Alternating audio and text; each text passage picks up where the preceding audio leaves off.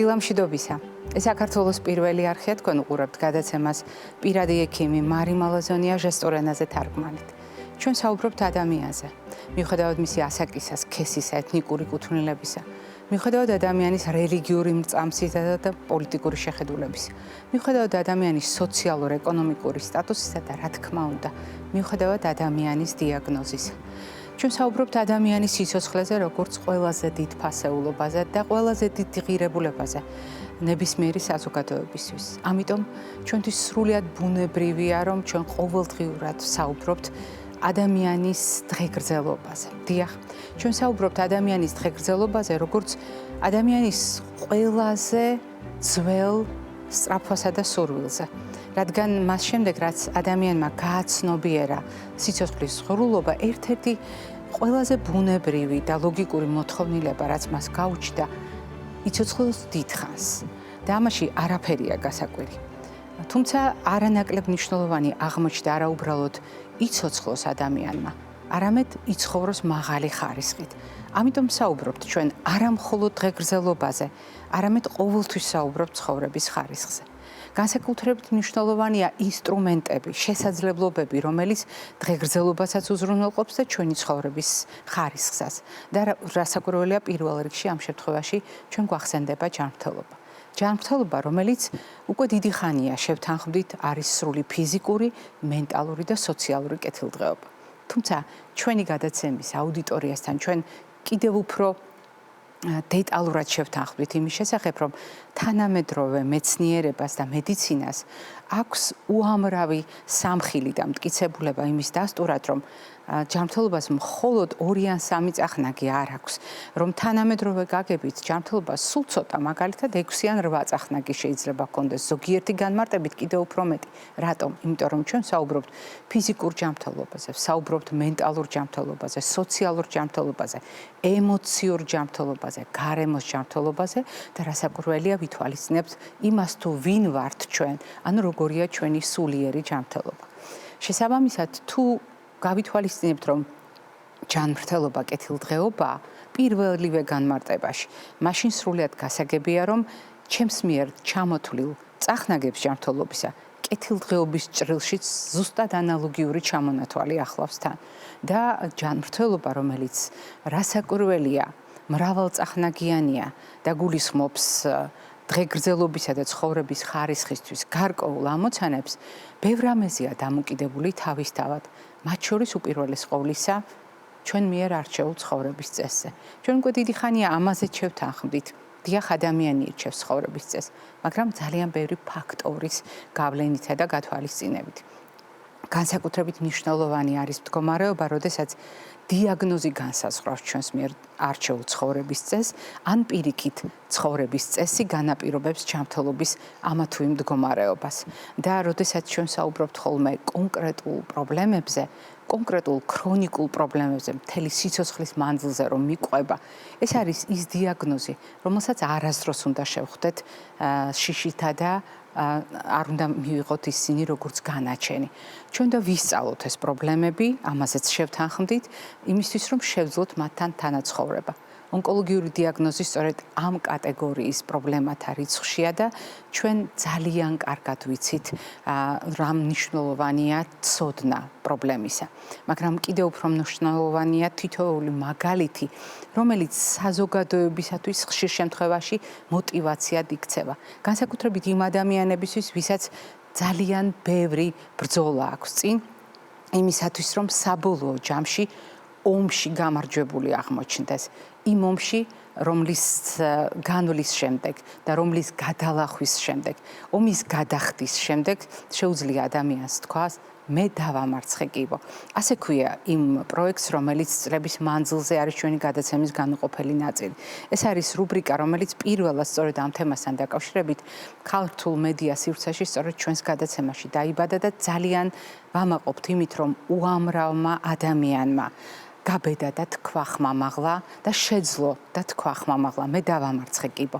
და კიდევ უფრო მეტად გვეამაყება ის ფაქტი, რომ ამ ფრაზამ და ამ ადამიანების ისტორიამ სხვა ადამიანების ცხოვრებაც შეცვალა და ამის დასტური არის ყველა ის სიუჟეტი, რომელიც თქვენ ჩვენს გადაცემაში გინახავთ. ქრისტი შანავას მორიგი ისტორია ამ ციკლიდან.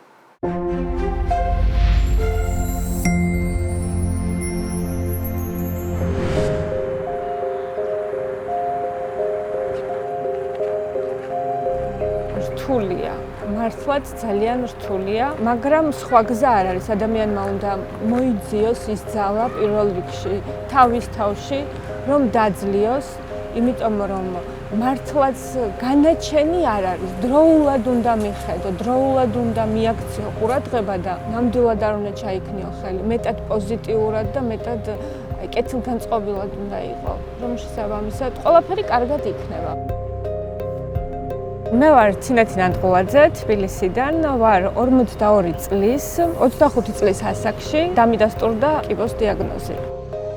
ეკოსკოპიაზე წავედი, იმიტომ რომ რაღაც არასასიამოვნო შეგრძნება იყო მარჯვენა ძუძუზე და თავზარ დაცემული გამოვედი იქიდან, იმიტომ რომ ვერ გავიაზრე. მეთქი რას მეუბნება თქო, ანუ წარმოუდგენელი იყო, ანუ საიდან, რანაირად მოხდა, რა უნდა გავაკეთო. მიჭირდა ამაზე საუბარი და შიგნით ჩავიკეტე. მეთქი რა მეშველება თქო. ვეღარ შევძლებ ცხოვრებას, გაგრძელებას ჩვეულებრივად, იმიტომ რომ მქონდა მოსმენილი, რომ აი მოკოდა, სიმსივნე ქონდა და ეს უფრო რაღაცნაირად ისე დავაკავშირე, რომ ადამიანი კვდება. ფსიქოლოგიურად იმოქმედა იმ მომენტში ამ ყველაფერმა, შემცვალა.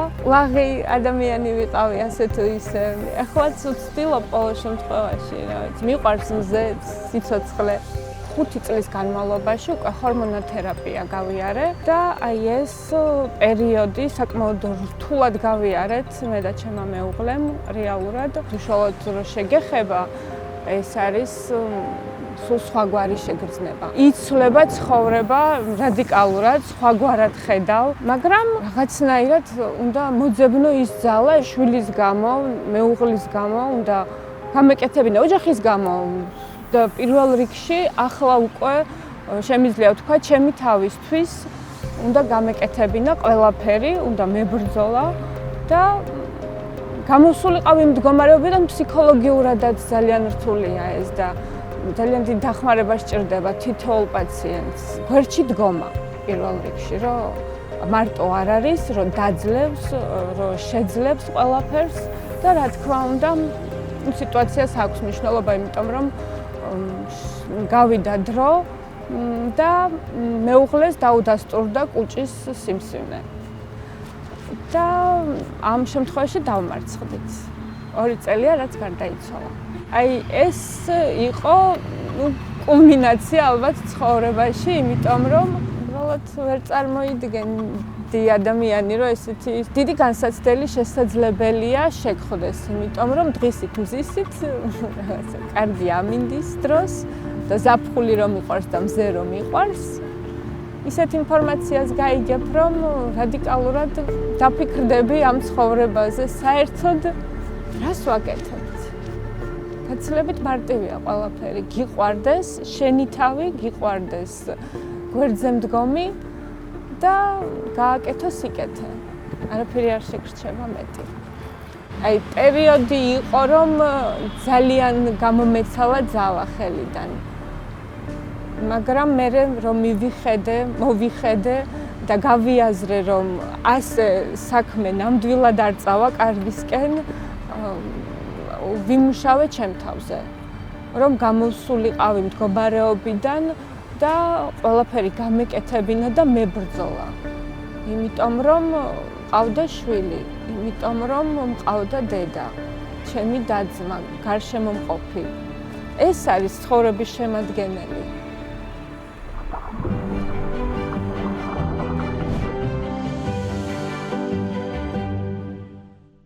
ნებისმიერ შემთხვევაში მედიცინა, როდესაც ვითარდება, ჩვენ სვამთ კითხვებს. რა იცის დღეს ახალი მედიცინამ ამა თუ იმ პრობლემის მართვასთან დაკავშირებით და რა შეიძლება ამ ცოდნით შეიცვალოს თითოეული ადამიანის ცხოვრებაში, არა უბრალოდ ჯანმრთელობის ჭრილში, არა მხოლოდ დღეგრძელობის პერსპექტივით, არამედ ცხოვრების ხარისხის გათვალისწინებით. დღევანდელი ჩვენი საუბარი ამის საუკეთესო მაგალითი იქნება, იმიტომ რომ ამ თემას ჩვენ პირველად არ ვეხებით. დღევანდელი ჩვენი გადაცემის სტუმრებს თქვენ ძალიან კარგად იცნობთ, თუმცა ჩვენ ვეცდებით დღევანდელი მტკიცებითი მედიცინის თანამედროვე მონაცემების ჭრილში ყველასათვის კარგად ნაცნობ კითხვებს უპასუხოთ. ჩვენი გადაცემის სტუმრები კი არიან კიბოს კვლევის ჯგუფის ხელმძღვანელი, პლასტიკური და ონკოქირურგი პროფესორი ბატონი გიორგი ძაგნიძე და ონკოქირურგი პროფესორი ბატონი მიხეილ ჯანჯალია. დილამშვიდობისა ბატონებო. გამარჯობა. მე მიხარია რომ თქვენ დღეს ჩვენთან ორივე ერთად ხართ სტუმრად. ჩვენი გადაცემის მაყურებელი მე უკვე ვთქვი რომ თქვენ ძალიან კარგად გიცნობთ, იმიტომ რომ თქვენ ხართ ჩვენი გადაცემის მეგობარი, ძალიან დიდი ხნის წინ ჩამოყალიბდა ეს ურთიერთობა და მეგობრები და გულშემატკივრები ხართ და რაც მთავარია, თქვენ წლების მანძილზე ჩვენს გადაცემაში მაყურებელს უზიარებთ იმ ცოდნას, რაც აქვს მტკიცებით მედიცინას ძუძუს კიბოს მართვასთან დაკავშირებით. მაგრამ დღეს ჩვენ ვიკრიბებით, იმიტომ კი არა რომ პირველად ვახსენოთ ძუძუს კიბო და ვილაპარაკოთ ამ პრობლემაზე პირველად, არამედ ვისაუბროთ დღევანდელი მედიცინის თანამედროვე მედიცინის უახლესი მიღწევების ჭრილში და გავცეთ იმ კითხვებს პასუხი, რასაც საზოგადოება ელოდება სწორედ ახალი ცოდნის შესაბამისად.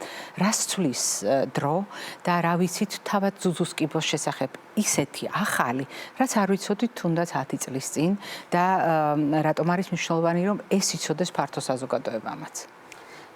დიდი მადლობა რომ მოგვიწვიეთ და ძალიან სიამოვნებს ხოლმე, როცა შემიძლია ფართო აუდიტორიას გაუზიარო ყოველ შემთხვევაში ის ცოდნა, რაც ჩვენ გვაქვს, იმიტომ რომ ძალიან ხშირად კი, კერძო პაციენტთან გიწევს ამის ახსნა, მაგრამ როდესაც აუდიტორია ზოგადად იგებს პრინციპს, როგორ დაებრძოლო ძუძუს კიბოს, მთელი საზოგადოება ერთად არის და უფრო გამოხატულია ეს. მეცნიერება არის წამყვანი, ძუძუს კიბო, როგორც ყველა დაავადება, ეს არის სამეცნიერო დაკვირვების საკითხი. მეცნიერება ძალიან სწრაფად ვითარდება, ტექნოლოგიები ძალიან სწრაფად ვითარდება. ეს ყველაფერი აისახება ძუძუს კიბოსთან ბრძოლაში. ეს იქნება დიაგნოსტიკა, ეს იქნება თანამედროვე ანტისხეულები და აი ნანოტექნოლოგიები წარმოიდგინეთ, ეს იქნება ახალი ფარმაცევტული ტექნოლოგიები, ეს ყველაფერი გვეხმარება, რა თქმა უნდა, და დაიხვეწა სხიური თერაპია ძალიან მაღალ დონეზე.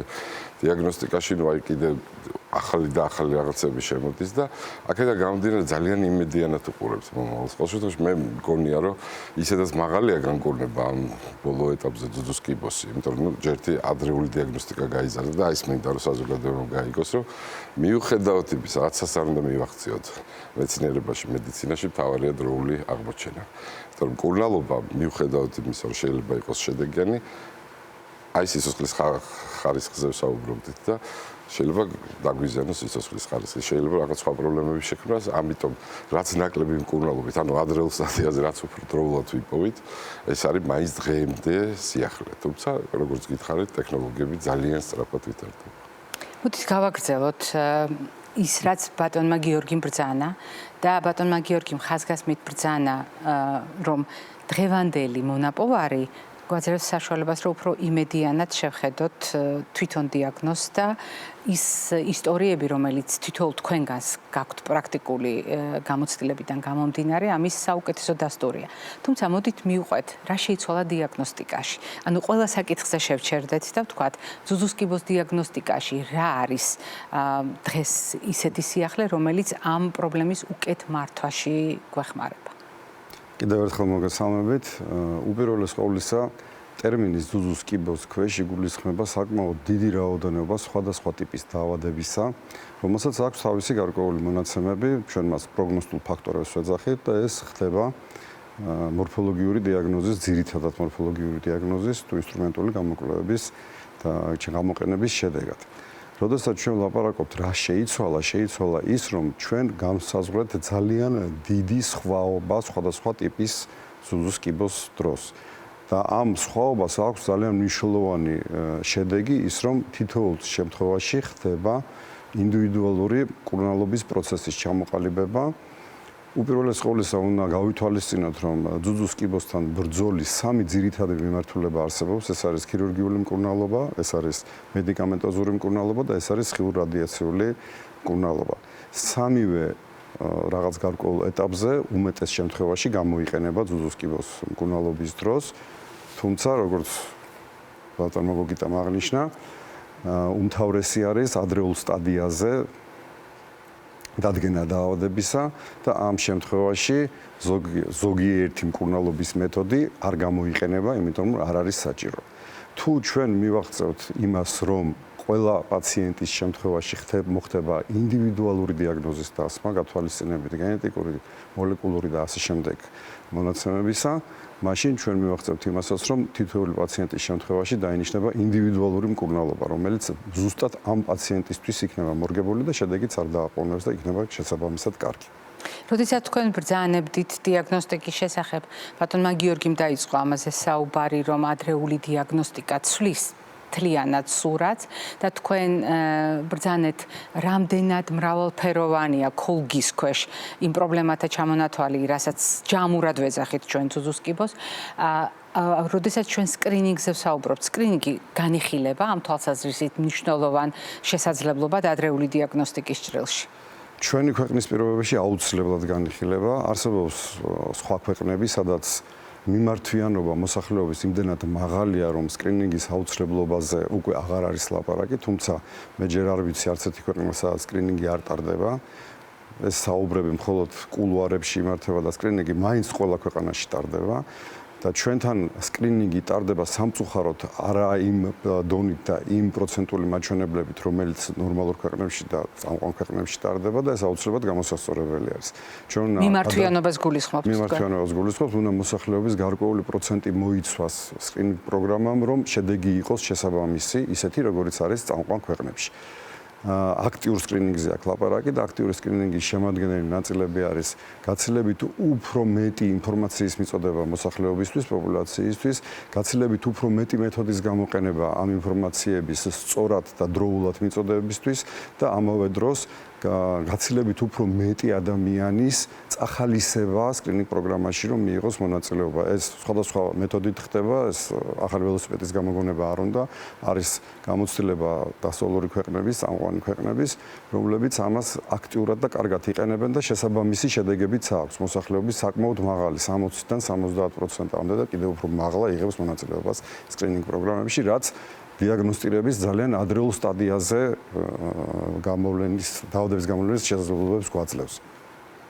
თუ ჩვენ კიდევ ვილაპარაკებთ იმაზე, რომ არის თუ არა საქართველოში სკრინინგი არის და ეს ძალიან კარგია და ეს ზუსტად ეს არის იმის მიზეზი, რომ დღევანდელ დღეს ჩვენ გვაქვს გაცილებით, არ შეიძლება შედარებაც კი 10 წლის, 20 წლის, 30 წლის ხო მით უმეტეს მდგომარეობასთან ხდება გაცილებით უფრო ადრეულ სტადიებზე დაავადების აღმოჩენა და ეს გაცილებით უფრო მეტ საშუალებას გვაძლევს, რომ მივხედოთ დაავადებას დროულად, კარგად და მივიღოთ 100%-იანი გამორჯამრთელების შედეგები უმეტეს кейსებში. როდესაც საუბრობთ ადრეულ დიაგნოსტიკაზე და საუბრობთ მოცვაზე, მაგალითად სკრინინგული პროგრამების მოცვაზე და ჩართულობაზე, რაც გარკვეულწილად გულდაწყვეტას იწვევს, იმიტომ რომ არის რესურსი, თუმცა ამ რესურსის გამოყენება არ ხდება ისე, რომ მაქსიმალურად ფართო საზოგადოებაში იყოს ეს გამოყენებული და რაც თავარია, მაქსიმალურად ბევრი ქალი იყოს ადრეულ ეტაპზე დიაგნოსტირებული. როდესაც საუბრობდით ინდივიდუალურ შერჩევაზე მეთოდების და როგორც მიშამ ბრძანა, რა თქმა უნდა, სხივური თერაპია, მედიკამენტების გამოყენება, ქირურგია, მაგრამ თუ ჩვენ ვლაპარაკობთ ინდივიდუალურ შერჩევაზე, არის თუ არა ამ შემთხვევაში დაავადების სტადია ან ვთქვათ მიმდინარეობა გადამწყვეტი ამ არჩევანის გაკეთების დროს? კი ბატონო, ერთ-ერთი ფაქტორია, თუმცა არა გადამწყვეტია, მაგალითად არსებობს მესამე სტადიის იმ სინდრომი, რომელიც უფრო შეიძლება მეტად დაგემორჩილოს და მკურნალობა უფრო ეფექტური იყოს, ვიდრე ზოგიერთი პირველი. ამის ინდივიდუალიზაცია ხმიშავ თქვა, მორფოლოგია ძალიან გამვითარდა, ტექნოლოგიები ვითარდება, 2009 წელს ერთ-ერთი საუკეთესო თქვათ, ჩემთვის ახლა საამაყო და შეიძლება ცოტა წავით, რომ საუკეთესო სამეცნიერო კვლევებისთვის და რაღაც გრანტი მივიღე, ეს იყო ანტისხეულებით ძუძუს კიბოს ადრეული დიაგნოსტიკა. ამას ვაკეთებდი ნოტინგემში. მე ნუ შეწყვიტეთ ეს. თუმცა გაგრძელდა და ფილტვში აღმოჩნდა რომ ეს არის ძალიან ეფექტური, მაგრამ ფილტვის სკრინინგი გასაგებია, აი წარმოდით სკრინინგის სისხლის ანალიზია საუბარი. ანუ ამ დონეზე მივა, ალბათ ზუსტ მივა, რომ ჩვენ წინასწარ შეგვიძლია გავსაზღვროთ პრეკლინიკურად, სალმო გამოჩნდება სიმსივნე, რომ ამ ქალბატონს იქნება თუ სხვადასხვა ტიპის სიმსივნეებს არის სიმსივნე და ზუსტ შემთხვევაში ეს ძალიან იოლად დასამარცხებელია. აი გენეტიკური რისკები თუ გამოვყავით და ეს ინდივიდუალიზაცია ესეც არის, ხო, სწორი, ანჟელინა ჟოლი მადლობის მეტი რა ეთქვის, მიოლდება პაციენტისთვის ახსნა, რაც ნიშნავს პროფილაქტიკური მასტექტომია. როდესაც მაღალი რისკია, ეს დადასტურებულია მუტაციებით, ჩვენ შეგვიძლია ავაციოთ ქალბატონს საკვერცხის და ძუძუს კიბო. ეს ხო უფრო მნიშვნელოვანია. ნამდვილად მნიშვნელოვანია და ისტორიით ამ ფრაზიდან გავაგრძელებ. მე შეგნებულად დაგისვით კითხვა, ვთქვათ, დაავადების ფაზასთან დაკავშირებით, როდესაც ინდივიდუალურ არჩევანს ვაკეთებ. კიდევ რა ფაქტორებია ისეთი, რაც განსაზღვრავს ინდივიდუალურ სტრატეგიას კონკრეტულ ადამიანთან მიმართებაში? თქვენ თავად ხაზი გაუსვით, რომ მარტო დაავადების ფაზა და მიმდინარეობის სტადია არ არის გადამწყვეტი. სხვა ფაქტორებიც არის გასათვალისწინებელი და თუნდაც გენეტიკური წინასწარ განწყობა ახსენეთ. ანუ მოდით ჩამოვთვალოთ ყველა ის ფაქტორი, რომელსაც უკვე თქვენ, როდესაც პაციენტთან გაქვთ ურთიერთობა, როგორც ონკოქირურგს, ითვალისწინებთ იმისათვის, რომ კონკრეტული მეთოდი, კონკრეტული სტრატეგია შეარჩიოთ ამ ადამიანის მდგომარეობის უკეთ მართვისათვის და უკეთესი გამოსავლისთვის. ზომა სიმსივნის მნიშვნელოვანია, ლოკალიზაცია სიმსივნის, ანუ სად არის, იმიტომ რომ აი უკვე ქირურგიული საკითხი წყდება, შენარჩუნება არ შენარჩუნების, თუმცა მინდა დავამატო, რომ ძირითადი თქვათ ესეთი მოხრუჭი ექიმთან მისვლის და თავის შეკავების იყო ორგანოს დაკარგვა და დამახინჯება ქალისთვის. ეს ყველაზე მნიშვნელოვანი ესეთი მატრამირებელი ფაქტორი და ეხლაც არის, რა თქმა უნდა. 80% სავარაუდოდ იგივეა ყველასთან. ჩვენ კლინიკაში 75-80% ძუძუსი ნარჩუნდება და უკვე მსოფლიოში ესეთი ტრენდია. ჩვენ რო ვიწყებდით 30 წლის წინ, მაშინ ჩატარდა ის კვლევები, რომელმაც აჩვენა, რომ ეს ერთი და იგივეა. ეხლა წარმოიდგინეთ, ესეც ხო მნიშვნელოვანია. მნიშვნელოვანია გავრცელება, როგორც გითხარით, როგორც ორგანიზმში, თუმცა ჩვენ ყველა პაციენტს მაინც ეჭვის თვალით უყურებთ გავრცელების საკითხს და უკურავთ ისე თითქოს გავრცელებული. აი ეს არის ქიმიოთერაპია, ეს არის იმუნოთერაპია. შეიძლება დაშვება იმის, რომ ეს შეიძლება ბევრად უფრო მასშტაბულია პროცესი. სრულად ჯანმრთელ პაციენტს ჩვენი გამოცდილებით საწყის სტადიაში მორფოლოგიური პრედიქტული პროგნოზული ფაქტორების შეფასება, ეს ყველაფერი, აი ძალიან ბევრი ინფორმაცია გროვდება თითოეულ პაციენტზე, თითოეულ სიმსივნეზე. აი წარმოიდგინეთ, რომ შეიძლება ერთ ძუძუში ერთ პაციენტს კონდეს ორი სხვადასხვა სიმსივნე. ორივეს დამოუკიდებლად ჭირდება. ანუ პაციენტსაც ვკურნალობ, მაგრამ დამოუკიდებლად სიმსივნეს. რაღაც არ მინდა ისე გამომივიდეს ხატულად, მაგრამ სიმსივნეს დამოუკიდებელი ორგანიზმივით იქცევით, მუტაციები მიდის. ეს ყველაფერი ჩვენთვის მნიშვნელოვანია იმდენად, რომ ნებისმიერი მკურნალობა არ უნდა იყოს ზედმეტი, იმიტომ რომ სიცოცხლის ხარისხით შეიძლება გაუარესდეს და არ უნდა იყოს ნაკლები და აი ესე ხდება ძალიან ინდივიდუალურად შერჩევა. მაგალითად, აი ჩვენ დიდი ხანია ვაკეთებთ და საქართველოში დავიწყეთ ინგლისელებმა მოგვცეს ამის სტიმული. წინა საოპერაციოდ ჰორმონოთერაპია, რომელიც არ ტარდებოდა. ანუ ქიმიო ტარდებოდა, მაგრამ ჰორმონია, რომელიც გვაჩვენებს რამდენად ეფექტურია და ძალიან ხშირად ჩაგვინაცვლებია ქიმიოთერაპია. აი ესეთი რაღაც როგორ გითხრათ, მეცნიერული იმპროვიზაციები, დაკვირვებები, ეს ყველაფერი დღემდე მიდის. ყველა ექიმს თავისი პირადი გამოცდილება აქვს, უზარმაზარი. ამიტომ ეს ყველაფერი მე თავს იყრის სტატისტიკაში, მეცნიერებაში და აი ამის მიხედვით ხელმძღვანელობს ნებისმიერი ექიმი. როდესაც დგება საკითხი მეთოდის შერჩევასთან დაკავშირებით. აქაც ვითვალისწინებთ ძალიან ბევრ ფაქტორს და ბატონმა გიორგიმ ბრძანა, რომ შესაძლოა ჰორმონოთერაპია, ქირურგიული ჩარევა და მრავალი სხვა ფაქტორი უბრალოდ მეთოდი იყოს ერთდროულად გამოსაყენებელი და სხვადასხვა პაციენტის შემთხვევაში განსხვავებული მიდგომით, მაგრამ როდესაც ქირურგიულ ჩარევაზეა საუბარი, ან სხიურ თერაპიაზეა საუბარი, ან მედიკამენტურ მკურნალობაზეა საუბარი, თქვენ ბრძანებდით და ორივე ხაზგასმით აღნიშნეთ, რომ მკურნალობის დროს ითვალისწინებთ თითქოს პროცესი ბევრად უფრო მასშტაბურია, ვიდრე ამ წუთას ჩანს. სამომავლო პერსპექტივის გათვალისწინება თუ ხდება მეთოდის შერჩევისას, მკურნალობის სტრატეგიის არჩევისას, რომ მაგალითად შესაძლოა სიმსივნე დაბრუნდეს, შესაძლოა რაიმე სხვა განვრცობა და გავრცელება მოიპტანოს ამ პროცესმა. უპირველეს ყოვლისა, ამოსავალი წერტილი თანამედროვე ონკოლოგიის, არა მარტო თქვა ძუძუს ონკოლოგიის, მთლიანად თანამედროვე ონკოლოგიის არის ის, რომ მაქსიმალურად შენარჩუნებული უნდა იყოს სიცოცხლის ხარისხი. ამიტომ, როდესაც ჩვენ ვსაუბრობთ იმაზე, რომ მაქსიმალურად უნდა უმკურნალოთ პაციენტს იმის გათვალისწინებით, რომ შეიძლება იმაზე უფრო შორს წასული არის პროცესი, ვიდრე დღეს ჩანს, ეს აუცილებლად თავის თავში მოიაზრებს და აუცილებლად გათვალისწინება ხდება იმისა, რომ პაციენტის სიცოცხლის ხარისხი არ უნდა იყოს დაბალი, არ უნდა მოხდეს მისი მკვეთრი გაუარესება. რა თქმა უნდა, მკურნალობა არ არის ეს უკვდავების წამალი და ასე შემდეგ. მკურნალობა ეს არის ძირითადად დამაზიანებელი სხვადასხვა ტიპის манипуляციების ჩამოყალიბება.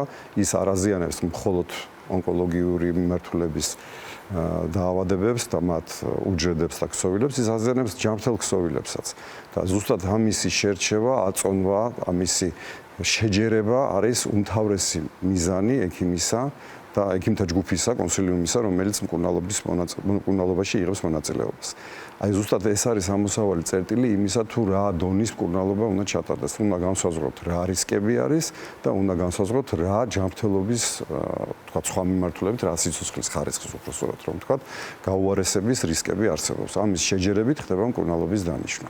უპირველეს ყოვლისა, რაც დღეს მამოლოგიაში, სარძევი ჯირკვლის პათოლოგიების მიმართულებით შეიცვალა ქირურგისთვის არის ის, რომ ჩვენ ფაქტობრივად თავიდანვე ვსვავთ 100%-იან დიაგნოზს და შემდგომ ხდება მკურნალობის მეთოდების და მიმართულებების არჩევა და რიგითობა, რომელი მკურნალობით უნდა დავიწყოთ პირველი, რომელი ჩავატაროთ მეორე, მესამე და ასე შემდეგ.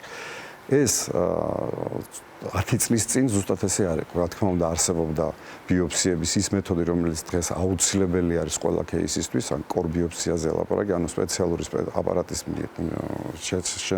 საშუალებით ქსოვილის ნიმუშის აღებაზე და ამ მეთოდმა, ამ მიდგომამ უпроსტად გაამართლა და გააკეთა ის, რომ ჩვენ ფაქტობრივად მკურნალობის დაწყების მომენტში გვაქვს 100%-იანი დიაგნოზი, ანუ მორფოლოგიურადაც დასმული არის დიაგნოზი, რომელიც უფრო ადრე, თქვა 10 წლის წინ, 20 წლის წინ ხდებოდა ოპერაციის შემდგომი მასალის შესწავლის შედეგად და ხდებოდა ამ დიაგნოზის მაშინ დასმა, როდესაც ოპერაცია კეთდებოდა.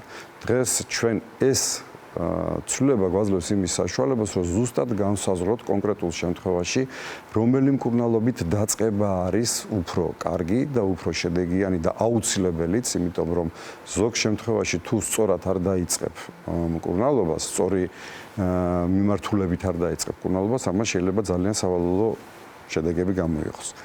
აქედან გამომდინარე, ის რომ ჩვენ მაქსიმალურად ვკურნალობთ, სულაც არ ნიშნავს იმას, რომ ჩვენ ყველაფერს ვიყენებთ ყველა შემთხვევაში, იმიტომ რომ თავი დავიზღვიოთ. ჩვენ, როდესაც ვსაუბრობთ იმაზე, რომ ჩვენ მაქსიმალურად ვკურნალობთ, იმ მოცემულობაში, რომელი მოცემულობაც არ გააუარესებს სიცოცხლის ხარისხს და ამ კონკრეტულ შემთხვევაში არ მოახდენს ადამიანის ცხოვრების სტილის ძალიან მკვეთრ ცვლილებას.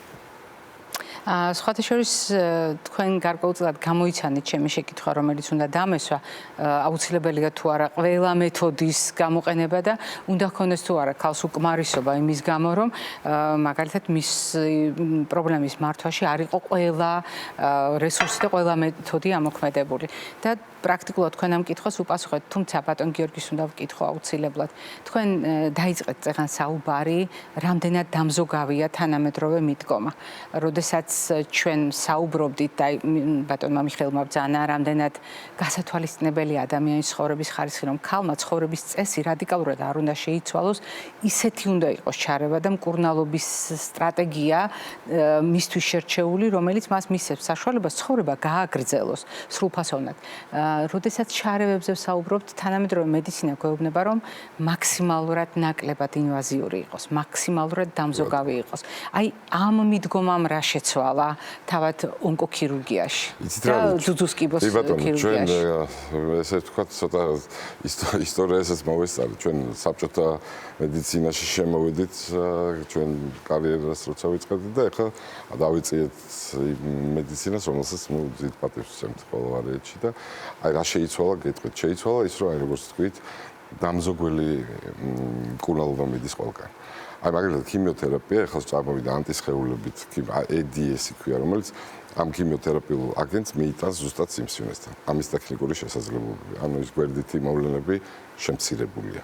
წამოვიდა პერსონალიზებული ესეთ მედიცინა და მოცირკულირე სიმსივნის უჯრედებზეც მიდის საუბარი, ამდენად გამოყენებადია ეს მედიცინაში, რომ დავამატოთ კურნალობა. წარმოიდგინეთ ამ დონეზეა ქირურგია. ნუ მე ამასთან ვამბობდი, რომ ყველა ქირურგიული ჩარევა უნდა იყოს პლასტიკური, ონკოპლასტიკა უნდა იყოს, აი ყოველდღიურობა, ანუ ძუძუს ვინც ეხება და ჩვენ ეს გამოცდილება გვაქვს. ამას აქ ესთეტიური ძალიან დიდი ესეთი ხარე და ამიტომ ეს პლასტიკური ქირურგია ყველასა გვაქვს გავლილი. მე უბრალოდ მომიწია, მე კიდე დამატებით პლასტიკური ლიცენზიაზე შრომობ, თორემ აი მიშაც ყველა ონკოპლასტიკა ეს არის ყოველდღიურობა. ეს აღარ არის შეკითხვა, რომ ლამაზად უნდა შეინარჩუნო, რა თქმა უნდა, თუ შეგიძლია შეინარჩუნო, თუ არა და აღადგინო და ასე შემდეგ. ესეც ხომ მნიშვნელოვანია. და ასე აი მაგალითად ერთი დამავიწყე, რომ რას ვითვალისწინებთ. ასაკს, რა თქმა უნდა, და გვერდით მოვლენებს. ეს ძალიან მნიშვნელოვანია ნებისმიერ მკურნალობაში. თანხლებ დაავადებებს. რა თქმა უნდა. ეს ძალიან, ხო, თანხლებ დაავადებები უნდა. ანუ ეს არის მნიშვნელოვანი. ყველას ერთნაირად შეიძლება მორფოლოგია, ასაკი დაემთხვეს, მაგრამ თანხლები დაავადებების გამო რაღაცა ამოიღო და აი ესე ხდება ინდივიდუალიზაცია. ამას ქვია ინდივიდუალიზაცია და იგივე ქირურგიაში იქნება, რადიოთერაპიაში იქნება, მინიმალიზაციისკენ მივდივართ მაქსიმალურად, რომ სიცოცხლის ხარისხი იყოს შენარჩუნებული, რაც შეიძლება მეტად. ეს არის მთავარი. და როდესაც საუბრობდით თანამედროვე მიდგომებზე, ძალიან კარგად ბრძანა ბატონმა გიორგიმ, რამდენად მნიშვნელოვანია. მე ყოველთვის, როდესაც თქვენ საუბრობთ, გოგიტა, როდესაც თქვენ საუბრობთ, მიშა, მე წლების მანძილზე აი ეს შთაბეჭდილებები რეტროსპექტურულად მახსენდება, რა თქმა უნდა, თუმცა ის რომ ქალისთვის შეფასებისათვის უზარმაზარი მნიშვნელობა აქვს იმ ტაქტიკას, რადგანაც ახლა გოგიტა საუბრობდა, მე ვფიქრობ, ეს კითხვებს არ ბადებს და რატომ უნდა იყოს საერთოდ ამ ხრივ კითხვა. თუმცა, მაგალითად, დამოკიდებულება ორსულობასთან, ბუნებრივ კვლევასთან დაკავშირებით შეიცვალა ამ ხრივ რამე თანამედროვე მედიცინაში, მოდით? ხო, ნუ უპირველეს ყოვლისა, როდესაც ჩვენ ვიწყებდით, მაშინ იყო მოსაზრება, რომ რაც უფრო დიდხანს საჭმევს ხალი ძუძუც იყვება, რაც უფრო დიდხნიანი არის, მით უფრო უკეთესი არის. დაცულია ძუძუ. დღეს აბსოლუტურად განსაზღვრული არის მაქსიმალური დრო და იმის იქით აღარც ქალისთვის და აღარც ბავშვისთვის ის რძე კარგი არ არის. ამის გარდა იყო მოსაზრება, რომ არსებობს ესეთი ჰიპოთეზა, რომ დღევანდელი თქვათ ძუძუს პრობლემები გაჩნდა, იმიტომ რომ თანამედროვე ქალის ცხოვრებაში ციკლური ცვლილებები 400-დან 450-მდე არის, როდესაც თქვათ მე-20 საუკუნის შუამდე, მე-20 საუკუნის თითქმის ბოლომდე მაშინდელი ქალის ციკლური ცვლილებები იყო 50-ის ფარგლებში სულ მთელი ცხოვრების მანძილზე. და ამიტომ ეს ახდენდა გავლენას თქვათ, იმიტომ რომ ამდენი გადმოწყობა ჰორმონალური თქვათ ცვლიდა, ნუ ესეც არ არის დამტკიცებული და ესეც არ არის ფაქტი, რომ აქედან გამომდინარე ვისაუბროთ იმაზე, თუ რატო გაჩნდა ამდენი პრობლემა სარძევე ჯირკვალში. ძალიან ბევრი მომენტი არის, რომლის მიხედვითაც ადრე თუ ესე ვფიქრობთ, დღეს ესე არ ვფიქრობთ. თანამედროვე ქალი არის თანამედროვე ქალი, თანამედროვე ქალის ცხოვრების წესი არის თანამედროვე ქალის ცხოვრების წესი, რომელსაც ჩვენ ვერ შევცვლით და არც უნდა ვეცადოთ, რომ ეს შევცვალოთ. პირიქით, უნდა მოვერგოთ ამ ცხოვრების წესს და კურნალობა იქნება თუ პრევენცია იქნება, ზუსტად ამის მიმართულებით უნდა განმავითაროთ და ამის მიმართულებით უნდა მოვაწყოთ სრულად ჯანდაცვის სისტემის ეს მიმართულება. და აქედან გამომდინარე ის რომ თავად ონკოლოგიური დიაგნოზი მაგალითად ძუძუსკიბო არის უკუჩვენება იმისთვის რომ ქალი არ გახდეს დედა ან არ ყვებოს ბუნებრივად. ძალიან ბევრი ასპექტი არის მან გასათვალისწინებელი, თუმცა ეს ერთპიროვნულად ერთნიშნულად უარყოფა ნამდვილად არ შეიძლება და ნამდვილად არ იმას. ბოდიში დავუკვირდ, აი გასაგები რო იყოს. დაავადების პროგრესირებაზე ორსულობა არანაირად ცუდად არ მოქმედებს. ეს ვიცით, ერთადერთი პრობლემა არის, რომ უნდა შეწყვიტოს იმ მომენტში კურნალობა და აი ეს გვაშინებს რამდენად უსაფრთხოდ. თუმცა წლების წინ აი ეს ყოველდღიურობაში იყო ყველა, არ ვიცი, საბჭოთა სკოლა იყო აბორტები. ანუ ორსულ ქალს თუ ნახავდნენ, აუცილებლად ეხლა ჩვენ წარმოიდგინეთ, ქიმიოთერაპია შეგვიძლია მეორე, მესამე ტრიმესტრში ჩავატაროთ. შეგვიძლია რაღაც კომბინაციები გავაკეთოთ, რომ ბავშვი გადარჩეს და ეხლა თან ინვიტრო ახალგაზრდული განაყოფების ტექნოლოგიებმა კიდევ უფრო შეგვიძლია შევინახოთ.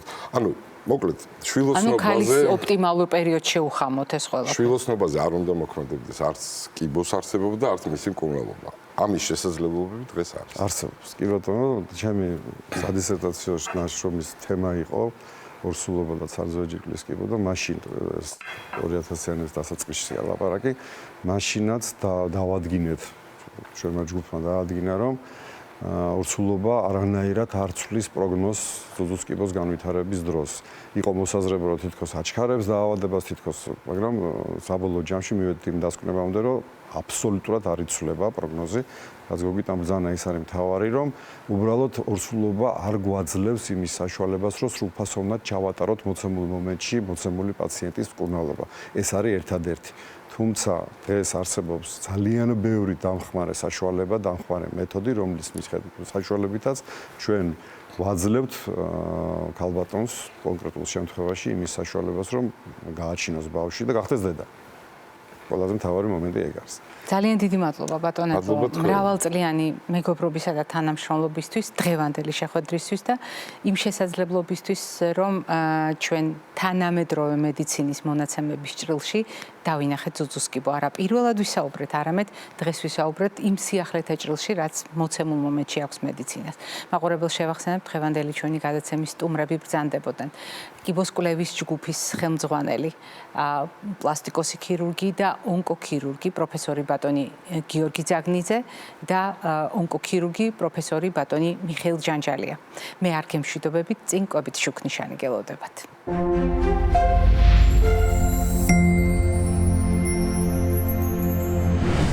კვებით შუქნიშანი ყოველთვის არის ჩვენთვის ძალიან კარგი საშუალება სურათ ხატი გამოვიყენოთ როგორც ორიენტირი იმისთვის რომ კონკრეტული ინფორმაცია ჩვენი მეხსიერების უჯრებში გადავანაწილოთ და საჭიროების შემთხვევაში ეფექტიანად გამოვიყენოთ. ამაზე შევთანხმდით ჩვენ უკვე დიდი ხანია და სწორედ ამ დანიშნულებას ასრულებს კვებით შუქნიშანი დიაგნოზის მიუხედავად. თუმცა როდესაც ზუზუს კიბოზე ვსაუბრობთ ჩვენ ამ თემას პერიოდულად უბრუნდებით, თუნდაც იმიტომ, რომ ყველა ის სიახლე, რაც აქვს მედიცინას, პერიოდულად გაგიზიაროთ და ჩვენივე ცოდნა განვაახლოთ. თუ ჩვენ გავიხსენებ ზუზუს კიბოსთან დაკავშირებით, როგორ შეიცვალა კვებითი რეკომენდაციები, უპირველეს ყოვლისა აქ მთავარი ყურადღება გამახულდა ცხოვრების წესზე და ამაში თითქოს ახალი არაფერია. ჩვენ ყოველთვის საუბრობთ ნებისმიერ დაავადებასთან მიმართებაში ცხოვრების წესის ჭრილში, როგორ შეგვიძლია თავიდან ავიცილოთ ან უკეთ მართოთ სწორედ ცხოვრების წესის ფაქტორებით ესა თუ ის დიაგნოზი. მაგრამ ზუზუს კიბოს შემთხვევაში რამდენიმე ძალიან მნიშვნელოვანი ფაქტორი გამოიკვეთა, რომელსაც სიამოვნებით გაგახსენებთ და გეტყვით, რომ თუ ჩვენ საუბრობთ ზოგადად სტრესის როლზე და სტრესის როგორც დამატებითი ტვირთის მნიშვნელობაზე ნებისმიერ ქრონიკულ დაავადებასთან მიმართებაში, ზუზუს კიბო რასაკვირველია ამ ხრივ გამონაკლისი არ არის და ცხადია სტრესის ხარისხი და მისი ზემოქმედება რამდენად გაწელილია დროში და რამდენად მძიმე ტვირთს უქმნის ის ადამიანს ძალიან მნიშვნელოვანია. არანაკლებ მნიშვნელოვანი გახლავთ ძილის მოწესრიგება, ადამიანის ყოველდღიური რუტინის შეხამება აქტივობასა და დასვენებასთან. თუმცა საგანგებოდ უნდა გავითვალისწინოთ ცხადია ძილთან, ფიზიკურ აქტივობასთან, სტრესთან ერთად წონის სტაბილური მაჩვენებლების შენარჩუნება. დიახ, როგორც წესი ონკოლოგიური დაავადების დროს ჩვენ საუბრობთ წონის ნაკლებობასა და სიჭარბეზე, როგორც რისკზე იმისათვის, რომ არასაკმარისი ნაკვებობა, არასრულფასოვანი ნაკვებობა, ანუ მალნუტრიცია ჩამოყალიბდეს. ამ ხრივ ეს უნივერსალური მიდგომა გახლავთ. მაგრამ როდესაც საუბრობთ კონკრეტული სახეობის სიმსივნეებზე, ჩვენ აუცილებლად ვითვალისწინებთ მაგალითად წინამდებარე ჯირკვალზე ნაწლავზე საუბრისას, ზუზუს კიბოზე საუბრისას, რამდენად მნიშვნელოვანია ორგანიზმში ცხიმის კონტროლი და რამდენად მნიშვნელოვანია ოპტიმალური წონის შენარჩუნება. ეს გახლავთ ის მთავარი, რაც მინდა აუცილებლად რომ დღეს შეგახსენოთ და სიამოვნებით გავიმეორებთ. ოპტიმალური წონა შეიძლება იყოს ერთ-ერთი მნიშვნელოვანი ინსტრუმენტი ცხადია არა ცხიმის ხარჯზე, არა კუნთის განლევის ხარჯზე, არამედ ორგანიზმის ნორმალური შემადგენლობის მაქსიმალურად შენარჩუნებით.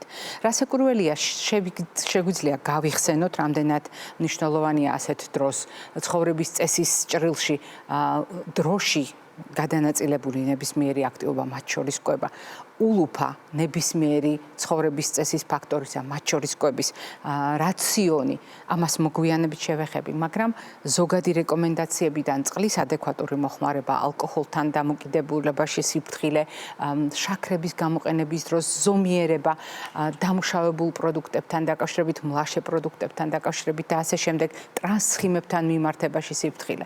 თუმცა დღეს მეორე ძალიან მნიშვნელოვანი საკითხი, რომელიც ზოგად რეკომენდაციებში აუცილებლად უნდა ამოვკრიფოთ, ეს გახლავთ პროდუქტები, რომელიც გამოირჩევა მაღალი გლიკემიური ინდექსით. მე სწრაფად გაგახსენებთ, ეს არის პროდუქტები, რომელიც ჩვენს სისხლში გლუკოზის დონის ძალიან მოკლე დროში მომატებას უწყობს ხელს, აი ამ ნახტომებისაგან ორგანიზმი რომ დაცული იყოს და ქალის ორგანიზმი იყოს დაცული, მნიშვნელოვანია გავითვალისწინოთ. მაგალითად, ყველა ის პროდუქტი, რომელიც ახლა ჩემს წითელ თეფშია, გამოირჩევა მაღალი გლიკემიური მაჩვენებლით, მიუხედავად იმისა, რომ ყველა მათგანი ტკბილეული არ არის და შეიძლება იყოს მაგალითად ჩვეულებრივი სენდვიჩიც კი. და დაბალი გლიკემიური ინდექსით გამოირჩევა უმრავლესობა იმ პროდუქტებისა, რომელიც სკოპითი შუქნიშნის ზონაშია, ბოსტნეული, დაბალი გლიკემიური ინდექსით გამოირჩევა და ხილთან მიმართებაში აუცილებლად უნდა გავითვალისწინოთ ეს ფაქტორი. რასაკვირველია, აქ ერთნაირი სურათი არ გვაქვს და უპირატესობა სწორედ დაბალი გლიკემიური ინდექსის მქონე პროდუქტებს უნდა მივანიჭოთ. და გავიხსენოთ კიდევ რამდენიმე ზოგადი კანონზომიერება, რომელიც მნიშვნელოვანია ონკოლოგიური რისკების შესამცირებლად და აღმოჩნდა, რომ არანაკლებ მნიშვნელოვანია ძუძუს კიბოს პროფილაქტიკასთან და ძუძუს კიბოს მართვასთან დაკავშირებით რეციდივის თავიდანაცილებლად. ეს გახლავთ წითელი ხორცის მიმართ ფრთხილი დამოკიდებულება და ჩვენ გვახსოვს რატომაც, იმიტომ რომ იგი განეკუთვნება მეორე აჯგუფის რისკის მქონე პროდუქტებს ონკოლოგიური თვალსაზრისით. ის არ არის პირდაპირი მიზეზი ონკოლოგიური დაავადების განვითარების, მაგრამ მას აქვს ასეთი პოტენციალი, ხოლო რაც შეეხება დამუშავებულ, ეგრეთ წოდებულ პროცესირებულ პროდუქტს, მათი ბრალეულობა დადასტურებულია, დამტკიცებულია და დღეს ისინი ცალსახად განიხილება როგორც ონკოლოგიური დაავადების რისკ ფაქტორი და აღმოჩნდა, რომ ამ რიცხვში არის ძუძუს კიბოც. იმისთვის რომ წარმოვიდგინოთ ჩვენს ხელთ არსებული ინსტრუმენტები კვებაში, უნდა გავიხსენოთ, რომ სიმსივნე და სიმსივნური პროცესი ეს არის ანთება. ამიტომ ანთების საწინააღმდეგო პროდუქტების გამოყენება ყოველდღიურ რაციონში ძალიან მნიშვნელოვანია. მაგრამ აქ მნიშვნელოვანია გავითვალისწინოთ მაგალითად მედიკამენტებთან ურთიერთობა, სპეციფიკური სამკურნალო სქემა, რაც აუცილებლად თქვენს ექიმთან ერთად უნდა გაითვალისწინოთ. და ანთების საწინააღმდეგო ეფექტის მქონე ზოგიერთი ბიოლოგიურად აქტიური ნივთიერებები, რომელიც ძალიან პოპულარულია ჩვენ საზოგადოებაში და ფართოდ გამოიყენება უდავოდ მათი ძალიან კარგი თვისებების გამო, მაგრამ აქაც საჭიროა სიფრთხილე, იმიტომ რომ ზოგიერთ მათგანში არსებული ბიოლოგიურად აქტიური ნივთიერება შეიძლება ურთიერთქმედებაში აღმოჩნდეს მედიკამენტის შემადგენლობაში არსებულ მოლეკულებთან და ეს უნდა იყოს აუცილებლად შეთანხმებული დოზირებით, სახეობის შერჩევისას და ასე შემდეგ მკურნალ ექიმთან. კიდევ ერთი ძალიან მნიშვნელოვანი ფაქტორი, რაც უნდა გავითვალისწინოთ, სწორად შერჩეული ცხიმები. დიახ, ცხიმებს ძალიან დიდი მნიშვნელობა აქვს ძუძუს კიბოს შემთხვევაში, როგორც ორგანიზმში დაგროვილ ცხიმებს, ასევე მოხმარებულ ცხიმებს და ომეგა-3, როგორც ანთების საწინააღმდეგო ეფექტის გამაძლიერებელი არ უნდა დაგვავიწყდეს. არ უნდა დაგვავიწყდეს თუთია და სელენი. აი ამ პროდუქტების გამოყენება კვების რაციონში ამ ელემენტების შემცველი პროდუქტების გამოყენება ძალიან მნიშვნელოვანი გახავთ. სელენის ანტიდამჟანგავი თვისებები, ანუ ანტიოქსიდანტური თვისებები განსაკუთრებით მნიშვნელოვანია ძუძუს კიბოს პროფილაქტიკისთვისაც და მისი მართვისთვისაც ეფექტიანად გამოვიყენოთ. თუმცა კიდევ ერთხელ გავიმეორებ, რომ ამ პროდუქტების შეხამება სამკურნალო საშუალებებთან უნდა იყოს წინასწარ შეთანხმებული და გააზრებული რისკების ჭრილში. D ვიტამინი და კალციუმი. ეს არის ის მნიშვნელოვანი კომბინაცია, რომელიც ზოგადად ქალის ჯანმრთელობისთვის მნიშვნელოვანია, მაგრამ თუ ჩვენ ამას ძუძუს კიბოს ჭრილში დავინახავთ, იქ სადაც სამკურნალო ეფექტი სხვადასხვა საშუალებისა ასევე გასათვალისწინებელია ძირითად დიაგნოზთან ერთად, მაშინ D ვიტამინისა და კალციუმის ბალანსი პრაქტიკულად ყოველდღიურად უნდა გავიაზროთ და გავითვალისწინოთ. არ უნდა დაგვავიწყდეს სად იყრის თავს წონასწორობა და რატომ არის მნიშვნელოვანი დაბალანსებული კვება. არა რომელიმე ერთი პროდუქტის უპირატესობა, იმიტომ რომ ასეთი უნივერსალური პროდუქტი ჩვენ შევთანხმდით, რომ არ არსებობს. არამედ კვების პრინციპის უნივერსალურობა, როდესაც ყველაფერი არის წონასწორობაში, ხუთი ჯგუფი, სულ ცოტა ხუთი ფერის პროდუქტი.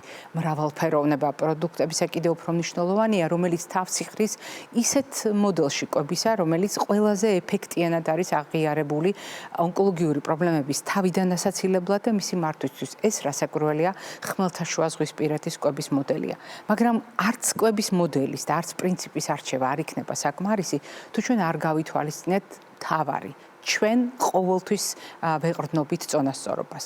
ჩვენ ყოველთვის ვეყრდნობით თანაფარდობას საკვებ პროდუქტებს შორის, პროდუქტის შიგნით ნივთიერებებს შორის, აუცილებლად ჩვენს მიღებულ და მოხმარებულ და ამავე დროს დახარჯულ ენერგიას შორის როგორია თანაფარდობა და ვითვალისწინებთ იმ წონასწორობას, რომელიც არის ჩვენი ორგანიზმის შიგნით. ეს წონასწორობა თითქოს უხილავია, მაგრამ მისი კვალი ჩვენ ჯანმრთელობაზე გახლავთ უკიდურესად ხილული და ძუძუს კიბოს შემთხვევაში დადგენილია ნაწლავის მიკრობიომისა და მიკრობიოტას წონასწორობა. მისი მდგომარეობა შეიძლება აღმოჩნდეს გამსაზღვრელი იმ რისკისა ამ კონკრეტულ ქალბატონს გაეზრდება თუ არა ძუძუს კიბოთი ავადობის რისკი.